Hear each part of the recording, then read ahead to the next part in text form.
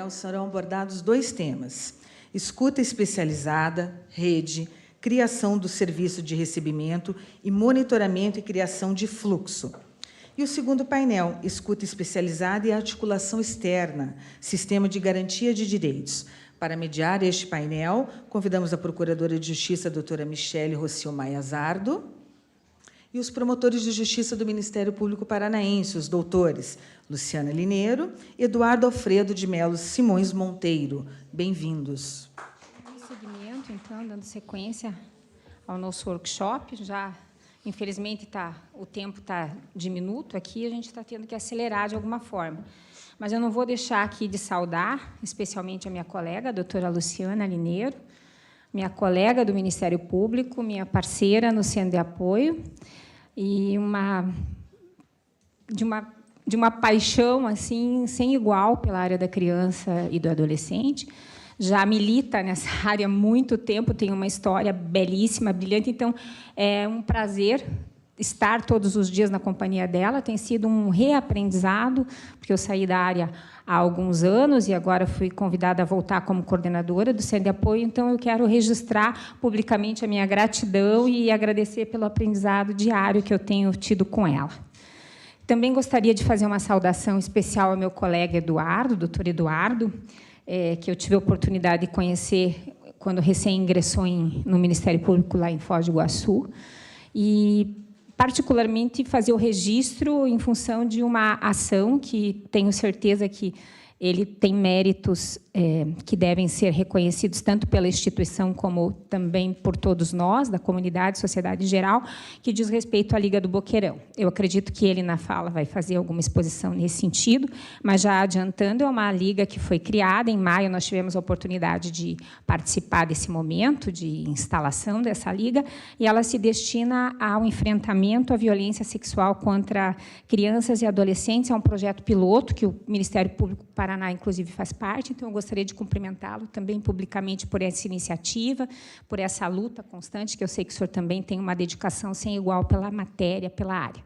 Muito obrigada. Então, e eu vou passar a palavra, primeiramente, ao doutor Eduardo, vou inverter um pouquinho a ordem aqui, e, seguindo no tema da escuta especializada, ele vai abordar. A doutora Luciana resolveu conceder aí a primeira fala para ele, para a gente poder administrar melhor o tempo. Escuta especializada e articulação externa, sistema de garantias de direitos. Fique à vontade, doutora.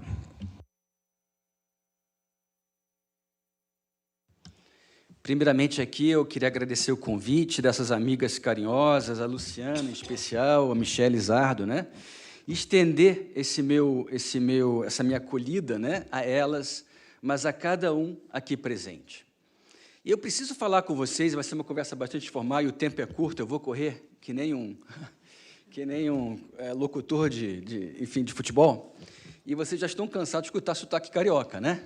Tivemos a Sandra primeiro, agora tivemos o doutor Barreto, agora vem outro carioca aqui falando. Mas, então, tenha um pouquinho de paciência. Então, eu sou promotor de justiça há mais de 25 anos na carreira. Os cabelos velhos, a careca já indicam isso, né? E a gente, nessa labuta de 25 anos de carreira, passando 20 anos da carreira, trabalhando junto à área criminal, a gente sempre se deparou com uma situação no interior que, não, infelizmente, a gente vê com bons olhos esse movimento do depoimento especial, é necessário, né, humano, mas a gente se deparou com a realidade no interior em que dificilmente eu via os crimes aparecerem, sexuais contra as crianças. E, quando eu os via, na verdade, eles vinham através da rede de proteção, e, por incrível que pareça, os crimes que o mais frequente eu fazia no interior eram relacionados a inimputáveis, que eram atendidos pelas APAES. Então, naqueles momentos, ou seja, em que aquela vítima, acolhida por uma rede de proteção, que lhe protegia, lhe garantia educação especial, ela se deparava com a situação de violência e relatava isso para a gente. Fundamentalmente, eu tenho que confessar a vocês que essa foi a grande maioria dos casos em que eu, como promotor de justiça criminal, atuava no interior do Paraná, não em Curitiba. E isso revelava para nós algo que já o Childhood Brasil, que, na verdade, é uma fundação que foi fundada pela rainha da Suécia, a rainha Sílvia, ela veio trazer para nós uma necessidade de a gente trazer um marco regulatório diferente, que é a Lei 13.431, juntamente com o seu decreto posterior 9.603. Por que isso? Porque já se reconhecia que havia um ciclo de impunidade e havia o crime sexual, a violência sexual, ele permanecia sendo praticado e esse ciclo não era interrompido, né? Então, em função dessa situação singular, ou seja, de um crime sexual que acontecia de forma reiterada, mas que não aparecia, o movimento internacional, capitaneado por essa entidade, veio introduzir, então, essa legislação, esse marco regulatório. E nós, que somos profissionais do direito, a maioria de vocês talvez não seja, nós temos que primar muito pela técnica jurídica. Nós entendemos que todo o trabalho que desempenhamos deva estar fundado, sobretudo nos marcos internacionais, que faz referência, inclusive, à resolução número 20 do Conselho Econômico e Social da ONU, e também a outros institutos da nossa legislação interna, e eu tenho que enaltecer a Constituição Federal. Porque quando a gente trabalha com o direito, Constituição Federal, quando nós trabalhamos com regimentos jurídicos, como o Estatuto da Criança e do Adolescente, nós temos que entender que isso foi fruto de uma luta democrática. Nós temos que entender que isso foi fruto de uma luta incessante para que houvesse uma democracia, para que houvesse participação, para que houvesse possibilidade de construção com relação às soluções mais dramáticas do nosso Brasil, de uma forma consensuada, civilizatória, aceitável. Isso eu quero dizer que nós todos, juristas e todos nós, cidadãos, estamos cingidos ao que a Constituição Federal nos alberga. E qualquer matéria em que a gente tem que atuar, nós temos que ter uma observação, um olhar muito acurado com relação às competências constitucionais, às competências legais e, sobretudo, aos limites que nos são impostos. Isso quer dizer que não posso eu, Eduardo, porque sou o promotor do Boqueirão, inovar legislativamente falando e trazer soluções que são absolutamente fora de um contexto jurídico e inaceitáveis. Então, a nossa Lei 13.431, ela traz um arcabouço jurídico muito claro. Ela traz um arcabouço jurídico onde ele coloca alguns momentos, e eu não estou controlando o tempo, né? Onde ele fala sobre as figuras, algumas figuras centrais, que fala-se inicialmente sobre a revelação espontânea, fala-se depois sobre essa escuta especializada e fala-se sobre o depoimento especial. E aí, eu tenho que falar para vocês que não é o doutor Eduardo que está falando, a leitura simples da lei, a leitura simples do decreto, a leitura de todo o ordenamento jurídico que nós podemos realizar conjuntamente com esses dispositivos, nos trazem a segurança e a certeza de que a escuta especializada serve a um propósito específico. Serve ao propósito de acolhimento, serve ao propósito de cuidado, de atenção àquela vítima, àquela adolescente. E, por força disso, nós temos que, revelando a nossa Constituição Federal, entender que os serviços que atendem aos cuidados, à proteção e assistência da criança e do adolescente estão de incumbência do município.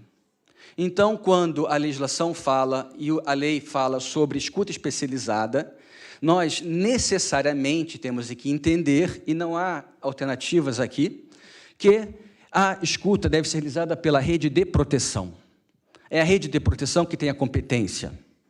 E, porque isso é o que determina o artigo 7º da nossa lei, é isso que determina o artigo 19 do nosso decreto, é isso que determina a nossa Constituição Federal. E todos os avanços sociais e de cuidados que nós até hoje já conquistamos.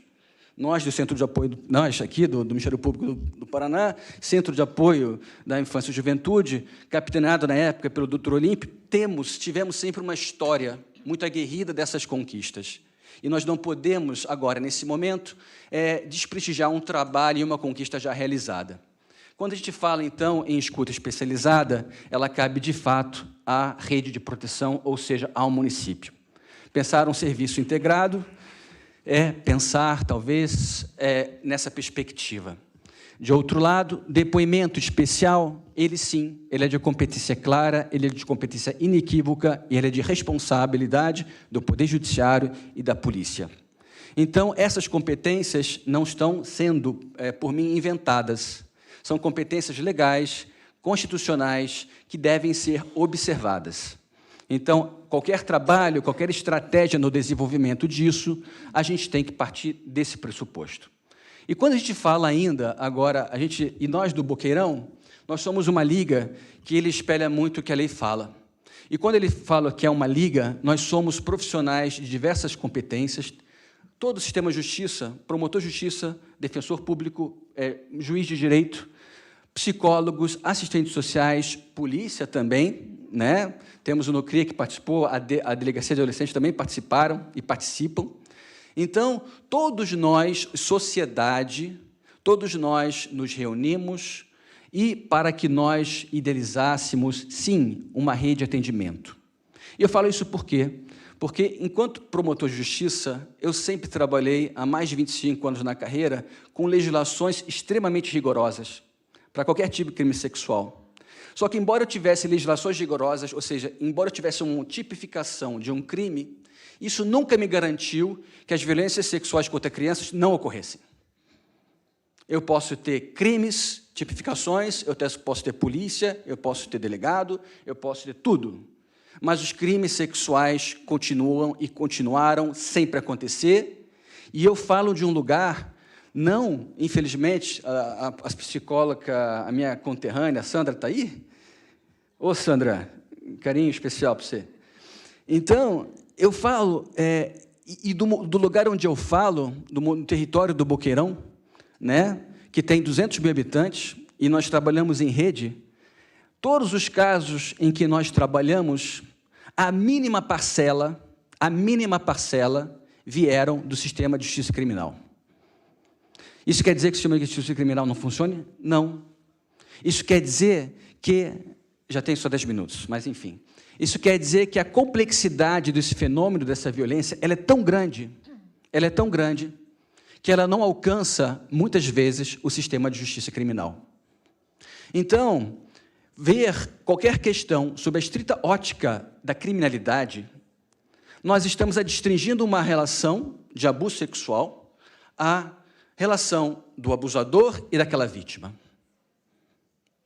Só que, quando a gente vê um crime consumado, aí, pessoal, a gente tem que entender esse fenômeno, a gente tem que estudar, a gente tem que se qualificar com fontes seguras, porque a gente vai entendendo que um crime de abuso sexual, quando ele é consumado, ele passou por várias etapas, vários aprofundamentos, vários toques, várias sugestões, várias violações, para não chegar àquela consumação daquele ato.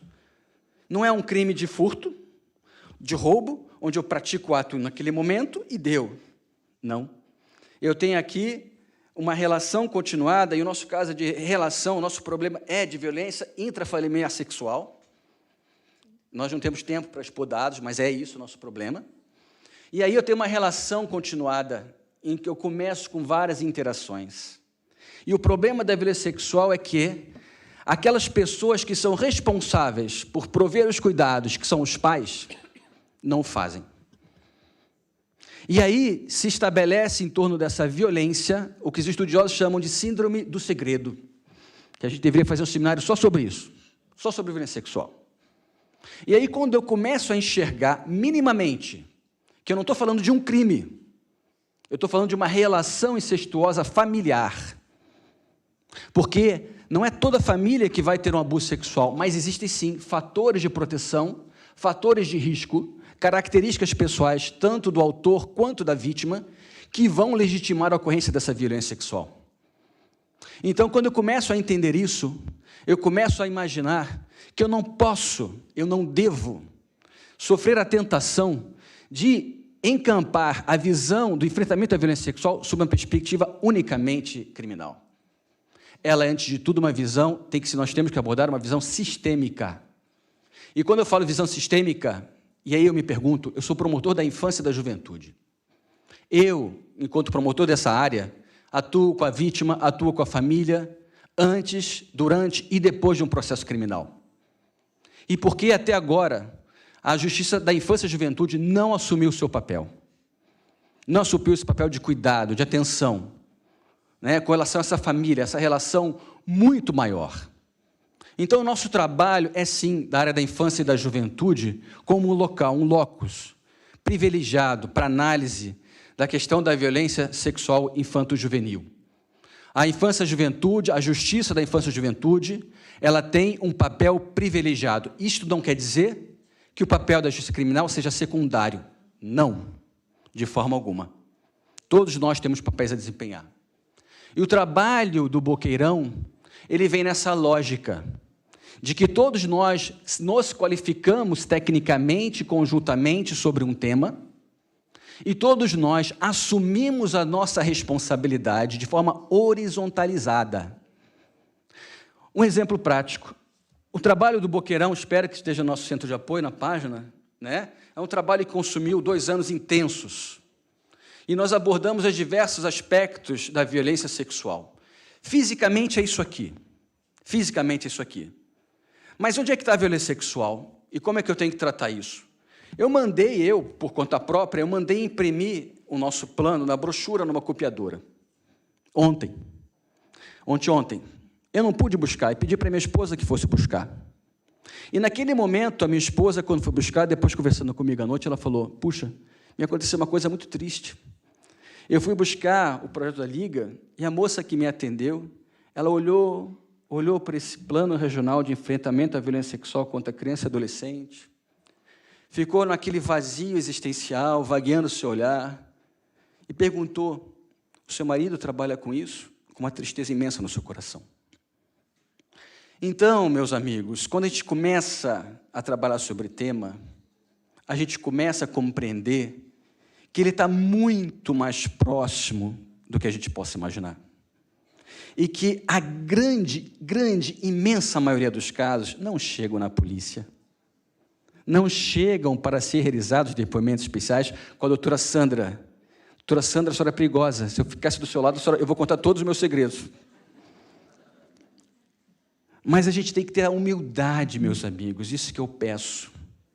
A humildade de que a gente possa ter a paciência de seguir as técnicas, seguir os direitos, a justiça, de realizar um trabalho coordenado e integrado.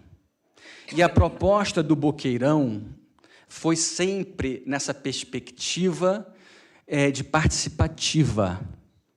Porque, enquanto eu não mobilizo a sociedade como um todo, por diversas formas, levantando uma bandeira de uma violência sexual em que apenas 10% dos casos são notificados, vejam isso, apenas 10% dos casos de violência sexual são notificados, 90% do caso não são notificados. E isso não tem a ver com a organização do sistema de justiça ou de delegacia. É uma questão maior. É uma questão cultural, uma questão de síndrome de segredo, síndrome de adição. Então, enquanto a gente não trabalhar sob uma perspectiva sistêmica desta violência sexual, enquanto a justiça criminal e a justiça protetiva e a justiça e a terapia estiverem brigando entre si, a gente não vai estar realizando um trabalho profissional. Essas vítimas já passaram por sofrimentos absurdos. E não é porque elas fizeram um depoimento especial com a Sandra, querida, onde elas tiveram esse momento emancipatório. Não é porque elas tiveram essa oportunidade maravilhosa que o Tribunal de Justiça do Paraná está encampando o Dr. Kreutz. Parabéns, é muito necessário essa iniciativa maravilhosa. Chega.